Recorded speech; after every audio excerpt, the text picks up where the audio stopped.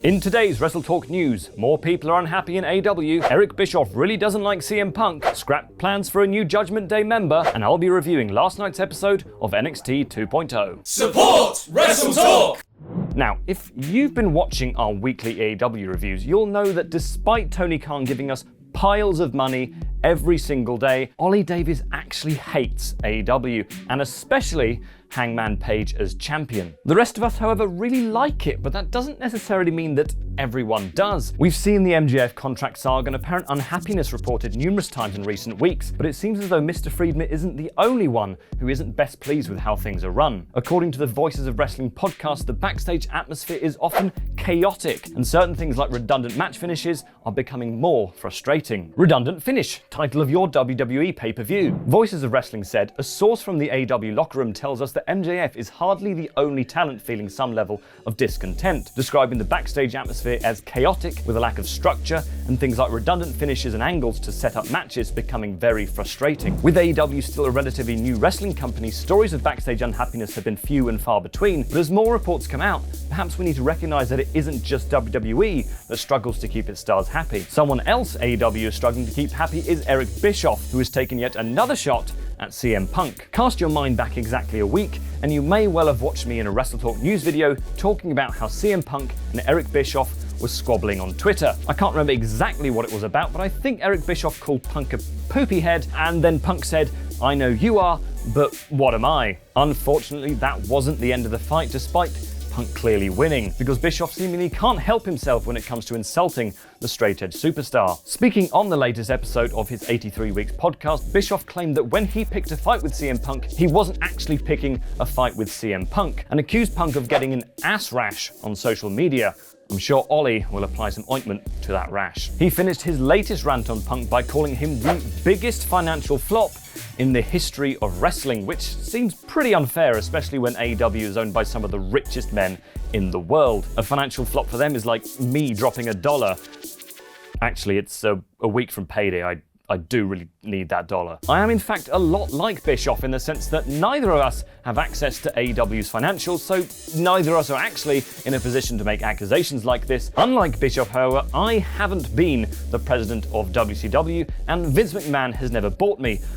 Although if he'd like to, I'm totally okay with that. Edge's Judgement Day faction is slowly growing in size, with both Damian Priest and Rhea Ripley becoming evil and purple in the past few weeks. Ringside News, who, despite their weird social media behaviour, have been putting out accurate reports of late, are reporting former NXT star Haaland, real name Parker Boudreaux, was actually planned to join the group. While it isn't clear why the call for him to join the faction was reversed, Dave Meltzer did note some backstage in WWE felt Haaland hadn't progressed as well as they would have liked, so perhaps those in power didn't feel he was ready for a spot in WWE's biggest faction. And now, hot tag to myself for the NXT 2.0 review.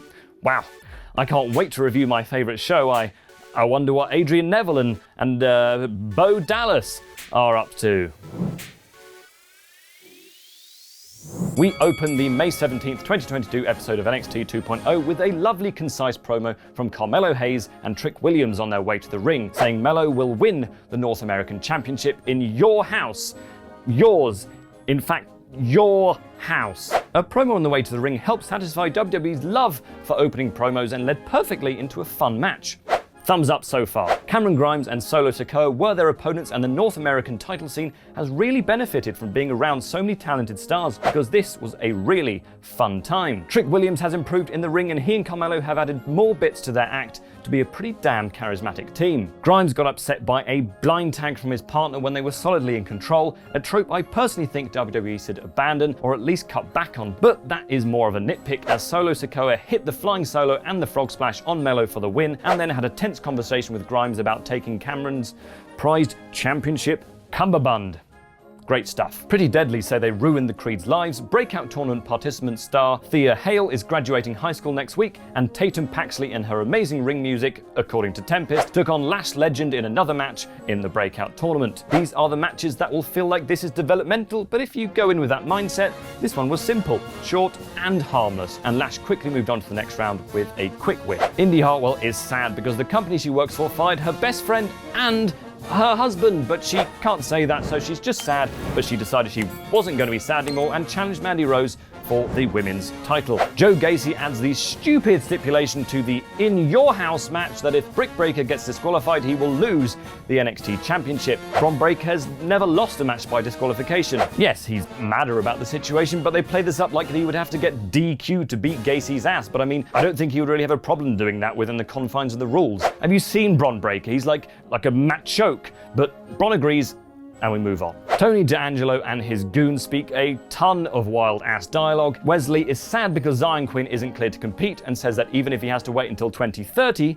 he will face Zion, and now this will be one of those things that we get clipped out in 2030 when Wes and Zion wrestle on NXT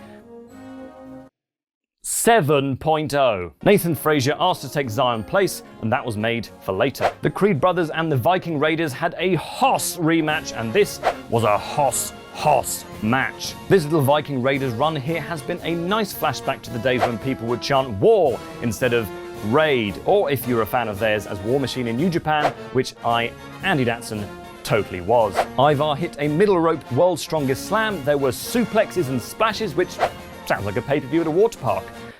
Your move, Vince. This felt like a NXT special match, and then Roddy Strong tried to run interference on behalf of the Creeds and was politely deposited outside. He was then told his help was not appreciated or needed, and Julius turned into a kick and a double powerbomb to seal the deal. Could have used that help then, eh? This was another great match with some solid plot advancement and enough to keep me interested in a third go around.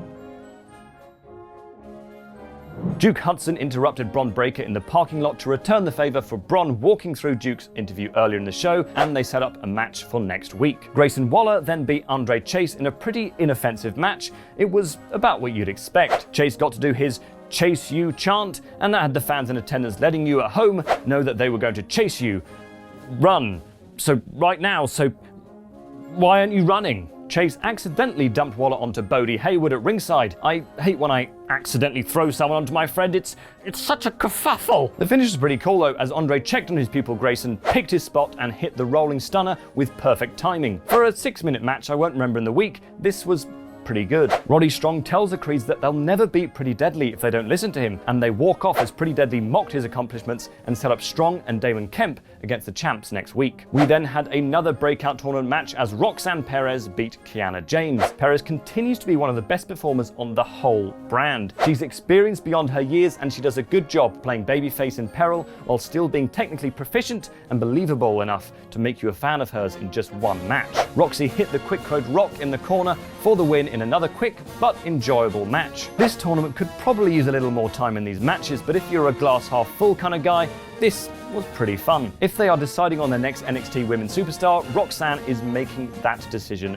pretty easy. Cora Jade is proud of Roxanne, but Elektra Lopez calls Roxanne an overachiever who is going to lose, and Jade an underachiever who's just as happy to lose matches as she is to win. Wesley and Nathan Frazier made the most of what they were given. It really is a shame that WWE chose to keep Nathan Frazier hidden away on NXT UK for so long, because they've really got something here. He has music that actually feels like it has some soul in it, he's getting the superstar entrance, and he is one of the smoothest wrestlers on the show. I mean, not that smooth, he's got a bit of fuzz on his chest. Wesley Lee and Nathaniel exchanged dives just as this was entering the match of the night territory, with Frazier missing a Phoenix Splash. Von Wagner puts the boot to them. He did press Wesley over the ropes onto the announce table, which was impressive, but I was kind of having fun watching the match. Maybe that's the point, but still. Sanga is slightly disrespectful towards Wes and Nate for being tiny people to him, and Wes ain't having any of it. They will wrestle next week. What a world for Wes Lee. One week Nathan Frazier, the next week Sanga. Finally, Santos Escobar and Tony D'Angelo had the scheduled main event for the evening, and they had another match where it is pretty clear that those writing NXT don't quite know who the baby faces and heels are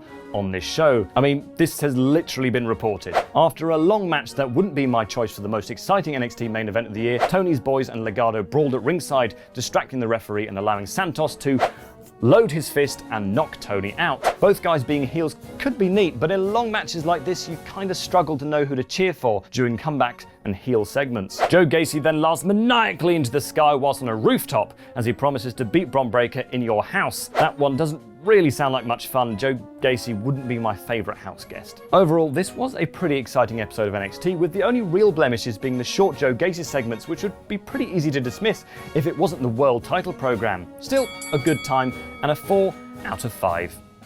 Wrestling has its own language for the most common crowd reactions. When you say the name of the town the show you're on is, that's called a cheap pop. When the fans genuinely boo you, that's referred to as heel heat. But then there's that rarest of crowd reactions, one that I'll have to coin the name for right now, the wet pop.